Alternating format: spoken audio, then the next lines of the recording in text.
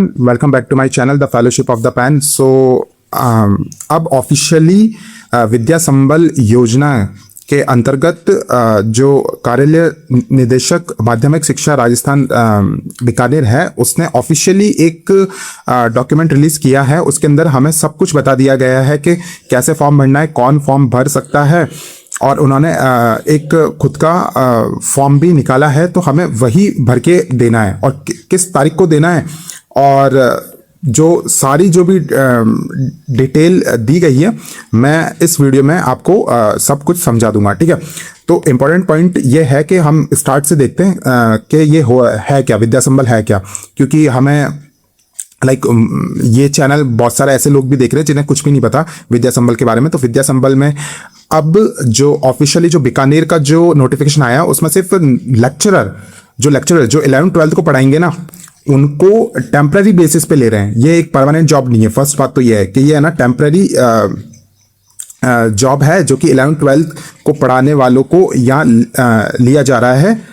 सरकार ले रही है। ठीक है, और ये जो लिया जाएगा, तो इसके अंदर जो लास्ट डेट जो होगी वो 31/3/2027। ठीक है, तो यहां तक इनको एक कॉन्ट्रैक्ट मिलेगा कि यहां तक आप जॉब कर सकते हैं। ठीक है, और जो मैक्सिमम आपको पैसे मिलेंगे वो मिलेंगे 30,000। कितने मिलेंगे?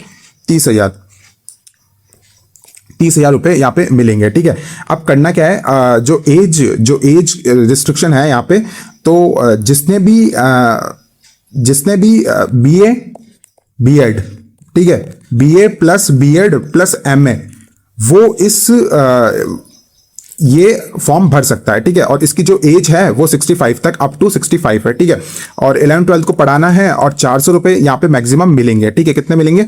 एक लेक्चर के मिलेंगे 400, और मैक्सिमम कितने मिलेंगे? 30,000। ठीक है, और जो बीकानेर का जो ये डॉक्यूमेंट आया है, तो उसमें बहुत स्पष्ट लिखा गया है कि इसमें सेकंड ग्रेड के लिए और रीड के लिए कोई भी नॉन नोटिफिकेशन नहीं निकाला है। इन्होंने सिर्फ ये बताया कि 11th-12th, ठीक है, लेक्चरर पोस्ट के लिए ही, वेकेंट लेक्चरर पोस्ट पे ही आप आवेदन कर सकते हैं। ठीक है, अब देना किसको है? अब जो ये फॉर्म है ये देना किसको है? तो ये PEO को देना है। PEO होता कौन है? PEO प्रिंसिपल को ही कहा जाता है। तो आपको क्या करना है? फॉर्म भरना है, और आपको किसको देना है? वो देना है प्रिंसिपल को देके आना है। ठीक है, पहले बहुत सारे जो स्टूडेंट्स हैं उनकी क्वायरी आ रही थी कि हम किसको देके आए, वो जो प्रिंसिपल ले नहीं रहे फॉर्म, और फिर हम हेड ऑफिस में जाना पड़ रहा है। तो अब आपको जो भी आपकी कंसर्न स्कूल है उसके प्रिंसिपल PEO को आपको देके आना है। ठीक है,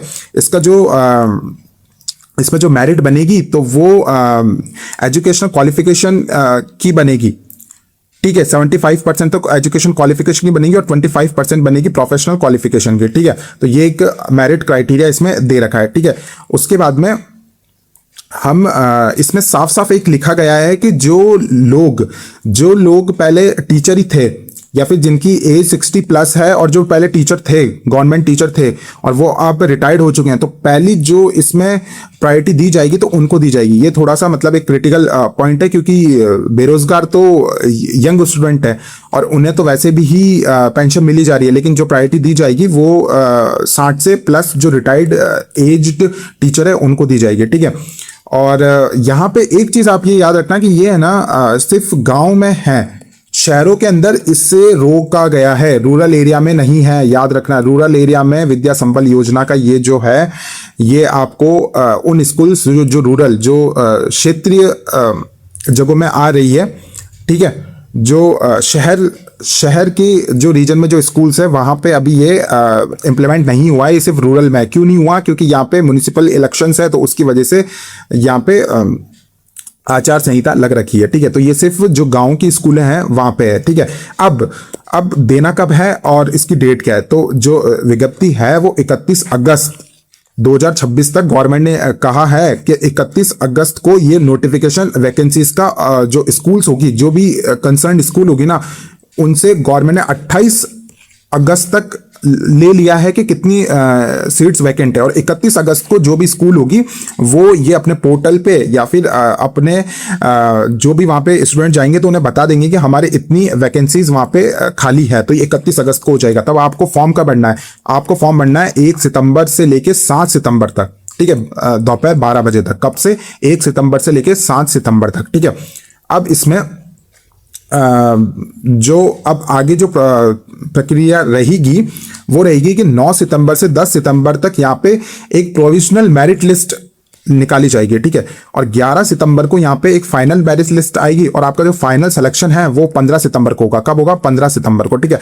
लेकिन यहाँ आप एक चीज याद रखना कि गवर्नमेंट ने जो बीकानेर शिक्षा का इंस्टीट्यूशन है, उन्होंने एक चीज क्लियर कर दी है कि जो भी कंसर्न स्कूल होगी या फिर जो भी कंसर्न डिस्ट्रिक्ट होगा ना, वो इन डेट्स को अपने हिसाब से चेंज कर सकता है। तो आप ये नोटिफिकेशन तो आपको देखना ही है। जैसे फॉर एग्जांपल शायद अभी सीकर या 12 का जो नहीं, बालोतरा को एक नोटिफिकेशन आया, तो बालोतरा में 1 से लेके 5 सितंबर रखा है डेट, ठीक है। तो वैसे यहाँ 1 से 7 है, लेकिन बालोतरा ने अपना अलग निकाला है, ठीक है। तो आपको वो नोटिफिकेशन भी देखना है। ये तो एक, क्योंकि यहाँ पे ये तो ऑफिशियली है, लेकिन नीचे एक क्लॉज डाल दिया है गवर्नमेंट ने कि जो डिस्ट्रिक्ट है तो वो डिस्ट्रिक्ट अपने हिसाब से भी कुछ डेट्स चेंज कर सकता है, ठीक है। और ये मैं बार बार कह रहा हूं कि ये ना टेम्परेरी बेसिस पे ये जॉब है और इसके अंदर जो कॉन्ट्रैक्ट रहेगा वो 31 मार्च 2027 तक रहेगा, ठीक है। इसके बाद में 31 मार्च 2027 के बाद में आपको निकाल दिया जाएगा, ठीक है। अगर वहां पे परमानेंट वैकेंसी आ जाती है तो जो परमानेंट जो गवर्नमेंट पेपर दे के आए हैं उनको मिल जाएगी, या फिर वहां पे वैकेंट भी रहती है तो वापस ये एग्जाम हुआ जाएगा या फिर वापस फॉर्म्स फिल किए जाएंगे और फिर जॉब दी जाएगी। तो 31 मार्च तक है। अब यह है कि 31 मार्च तक भी आप अश्योरेंस नहीं हो सकते। गवर्नमेंट ने सीधा कह दिया है कि अगर इससे पहले हम फर्स्ट ग्रेड का पेपर करवा दिया जाता है और वहां पे कोई कैंडिडेट आ जाता है, ठीक है, एग्जाम फाइट करके, तो जिस दिन वो आया, जैसे वो जनवरी में किसी का सिलेक्शन हो गया तो जनवरी में भी आपको निकाल दिया जाएगा। तो ये बहुत टेम्परेरी बेसिस पे है कि ये on the accordance with principle के, प्रिंसिपल आपको जब तक चाहता है जब तक आपको ये देगा, ठीक है। फिर इसके बाद में जब आपका फाइनल सिलेक्शन हो जाएगा तो 7 दिन के अंदर आपको फॉर्मल कंसेंट भरना पड़ेगा, ठीक है। अब एक चीज है कि जो Mahatma Gandhi English medium students में जो लोग फॉर्म फिल करना चाहते हैं ना, तो उनकी जो भी एजुकेशन है वो इंग्लिश में होनी चाहिए। जैसे आप Mahatma Gandhi English medium student में स्कूल्स में आप दाखिला दे रहे हैं, तो आप ये याद रखना कि जैसे आप हिंदी में कर रहे हो तो हिंदी में तो हिंदी चाहिए, फिर आपको इंग्लिश मीडियम स्टूडेंट होने की जरूरत नहीं है। लेकिन बाकी जैसे एसएसटी से भर रहे हो, ज्योग्राफी से भर रहे हो, तो महात्मा गांधी स्कूल्स में आपका जो भी the candidate required qualification must be completed in English medium में होनी चाहिए उसकी क्वालिफिकेशन, ठीक है। फिर है लास्ट जो है, इसमें क्या क्या लगाना है हमें, तो ये marksheet, domicile, caste certificate, character certificate और आईडी प्रूफ, ये सारा हमें लगाना है। अब और हम इसे डिटेल में देख लेते हैं। देखो, ये तो मैंने है ना इसके पॉइंट्स बना दिए थे ताकि आप लोगों को और आसानी से समझ में आ जाए, ठीक है। तो हम एक बार और ये भी घुमा लेते हैं। तो इसमें देखो, ये ऑफिशियल नोटिफिकेशन है माध्यमिक शिक्षा राजस्थान बीकानेर का, ठीक है। इसमें यहाँ तो कोई कुछ इंपॉर्टेंट चीज है नहीं, ठीक है। और ये गेस्ट फैकल्टी के रूप में, जो कि मैंने आपको बता ही दिया था, ठीक है, टेम्परेरी बेसिस पे ये निकली है। और इसमें जो इंपॉर्टेंट चीज है कि ये वही लिखा गया है कि गेस्ट फैकल्टी को जो न्यूनतम आय है वो 400 रुपये पर लेक्चर मिलेंगे या फिर मैक्सिमम 30,000 मिल सकते हैं, ठीक है। और ये किसके अंतर्गत ये वैकेंसी निकली है, तो ये 30/3/2021 का नोटिफिकेशन से निकली है, जो कि कांग्रेस की सरकार में निकाली गई थी और इसे बीजेपी की सरकार इंप्लीमेंट कर रही है, ठीक है। और इसमें 65 ईयर्स मैक्सिमम ईयर्स है, ठीक है, जो कि हमने देख लिया था। और सारे जो फॉर्म्स होंगे वो ऑफलाइन होंगे, ठीक है। आपको इंडिविजुअल स्कूल में जाके ऑफलाइन ये फॉर्म भरना है, ठीक है। और इसके आगे ये साफ लिखा हुआ है कि जो रिटायर्ड लोग हैं, जो रिटायर्ड टीचर है, उनको प्राथमिकता दी जाएगी, ठीक है। और इसमें जो कमेटी बनेगी वो कमेटी इन 4 लोगों की बनेगी, मुख्य शिक्षा, जिला शिक्षा अधिकारी की, फिर जिला शिक्षा अधिकारी, फिर संबंधित ब्लॉक का मुख्य ब्लॉक शिक्षा अधिकारी और जिला मुख्यालय व मुख्य ब्लॉक शिक्षा अधिकारी, ठीक है। तो ये तो फॉर्मेलिटी है, अपन को तो बस इसमें ध्यान रखना है कि 400 रुपये मिलेंगे, 30,000 मैक्सिमम है, ठीक है। और जो गैस फैकल्टी है वो 31/3/2027 तक उन्हें रखा जाएगा, ठीक है। और आपको फॉर्म्स देना किसे, तो प्राचार्य या पीईओ को देना है, ठीक है। इंडिविजुअल जो भी सरकारी स्कूल होगी तो उनके प्रिंसिपल को आपको देके आना है, ठीक है। और ये मैंने जो समझाई दिया था कि आपको 27 को ये समिति का गठन हो चुका है, 31 को जो भी रिक्त विज्ञप्ति है उसका प्रकाशन कर दिया जाएगा हर स्कूल के द्वारा, ठीक है। और आपको फॉर्म का भरना है 1 से लेकर 7 तारीख तक आपको फॉर्म भरना है, ठीक है। और फिर क्या होगा, 9 से 10 एक टेम्पररी टेम्पररी सूची आ जाएगी, ठीक है। फिर उसमें काम चलता रहता है। फाइनल जो प्रोसेस, जो फाइनल मेरिट लिस्ट होगी जिला स्तरीय कमेटी के द्वारा, वो होगी 15/9/2027 को, ठीक है। अब देखो यहाँ पे, देखो ये बहुत इंपॉर्टेंट है, कार्यक्रम एवं समय सारणी इंडिकेटिव है, संबंधित मुख्य जिला शिक्षा अधिकारी इसमें परिवर्तन कर सकते हैं। तो कोई भी इंडिविजुअल डिस्ट्रिक्ट है ना, वो इसमें चेंज कर सकता है इन डेट्स में। जैसे मैंने बताया था बालोतरा में 1 से लेकर 5 सितंबर तक ही है, तो उन्होंने चेंज कर दिया। तो आपको ऑफिशियल अपने डिस्ट्रिक्ट का जो नोटिफिकेशन है उसे आपको देखना पड़ेगा, ठीक है।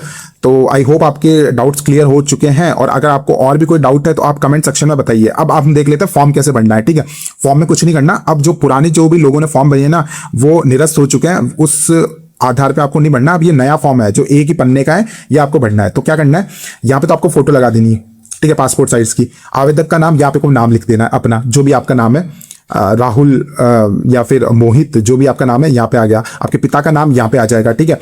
फिर आप कहाँ पे कौन से विद्यालय के अंदर आप आवेदन दे रहे हैं, तो उस विद्यालय का नाम यहाँ पे आ जाएगा, ठीक है। फिर आ जाएगा आप किस पोस्ट पे दे रहे हैं, तो अभी तो पोस्ट लेक्चरर की है, लेक्चरर की है, और आगे सब्जेक्ट लिख देना कि आप लेक्चरर के, मतलब आप बायोलॉजी से दे रहे हैं, या फिर आप फिजिक्स से दे रहे हैं, या फिर आप ज्योग्राफी से दे रहे हैं, या इंग्लिश से दे रहे हैं, ठीक है, और या हिंदी से दे रहे हैं। तो ये लेक्चरर तो लिखना ही है, और आगे सब्जेक्ट भी लिख देना है, ठीक है। अब है आवेदन प्रस्तुत करने की तिथि, तो आप किस दिन आवेदन कर रहे हैं वो भी आपको लिखना है कि भाई मैं तो 2 तारीख को कर रहा हूं, या फिर मैं 3 तारीख को कर रहा हूं, तो 3 सितंबर 2026 ये आ जाएगा, ठीक है। फिर आपकी जन्म तिथि आ जाएगी, जो भी आपकी डेट ऑफ बर्थ है वो यहाँ आ जाएगी, ठीक है। फिर आपको यहाँ मार्क्स लिखने हैं, यहाँ पे आपको लिखना है माध्यमिक, यानी 10th किस वर्ष में आपने पास की और कितने प्रतिशत आपके आए थे उसमें। फिर 12th हो गया, उच्च माध्यमिक, ठीक है, यहाँ 12th आ जाएगा। फिर आ जाएगा स्नातक, स्नातक मतलब आपने BA कहाँ से की, ठीक है। फिर अधिस्नातक, आपने MA कहाँ से की, ठीक है, MA या MSc, ठीक है। तो आपने बैचलर्स कहाँ से की, वो तो स्नातक में आ जाएगा, यहाँ पे वर्ष आ जाएगा, यहाँ प्रतिशत आ जाएंगे, ठीक है। फिर आपने जो मास्टर्स होती है MA या MSc, वो कब की और कितने % बने। फिर आपको बीएड के मार्क्स यहाँ डालने हैं, और अगर आपने DLED कर रखा है, ठीक है, तो वो आपको वर्ष और प्रतिशत यहाँ डालना है, ठीक है। फिर आता है आपने रीट जो सर्टिफिकेट मिलता है, आप जब रीट लेवल 1 पास कर लेते हैं तो उसका वर्ष यहाँ डालना है और प्रतिशत यहाँ पे डालना है, ठीक है। फिर आपका जो एड्रेस है, तो आपको स्थाई यहाँ पे डालना है और वर्तमान यहाँ डालना है। स्थाई तो आपका जो मूल निवास में वो डालना पड़ेगा, और वर्तमान में आपका आप जो जहाँ अभी रह रहे हैं तो वो डालना है, ठीक है। अब यहाँ आ जाएगा मोबाइल नंबर, ठीक है। तो मोबाइल नंबर के अंदर आपको अपने मोबाइल नंबर डालने हैं। जाति वर्ग, आपका कोई भी कास्ट सर्टिफिकेट है, अगर आप OBC SC ST से बिलोंग करते हैं तो आपका जाति वर्ग जो जाति वर्ग है वो यहाँ आपको डालना है। और प्रमाण पत्र आप याद रखना कि आपका ऑन डेट होना चाहिए, मतलब वैलिड होना चाहिए आपका। OBC का जो सर्टिफिकेट है ना, तो जिनका वैलिड नहीं हो तो आपके पास 7 दिन है, तो आप उसको वैलिड कर लेना। बहुत सारों की आउट ऑफ डेट हो जाते हैं, जैसे OBC का 3 साल तक रहता है, तो लोग 5-5 साल पुराने लेके घूम रहे हैं, तो वो आपका रिजेक्ट हो जाएगा। तो आप 3 साल का अंडर होना चाहिए, ठीक है।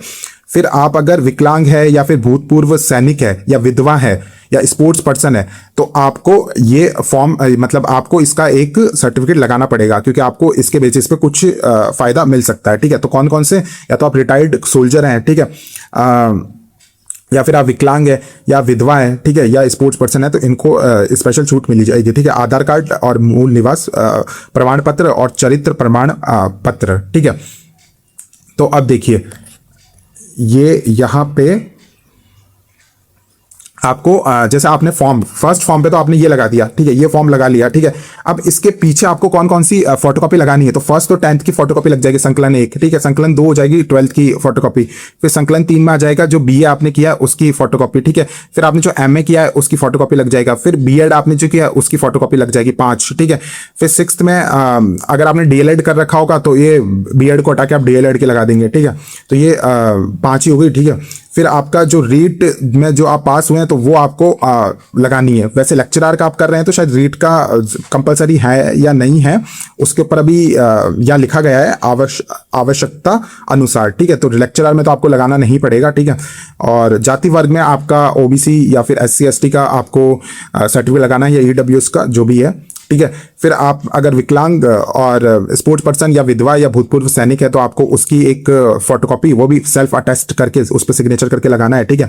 आधार कार्ड की प्रति आपको लगानी है, मूल निवास का आपको, और इसी ऑर्डर में लगाना है जिस ऑर्डर में बता रहा हूं ना, ठीक है। फिर आपको चरित्र प्रमाण पत्र बनवाना है, ठीक है, और उसकी भी एक फोटोकॉपी लगानी है, ठीक है।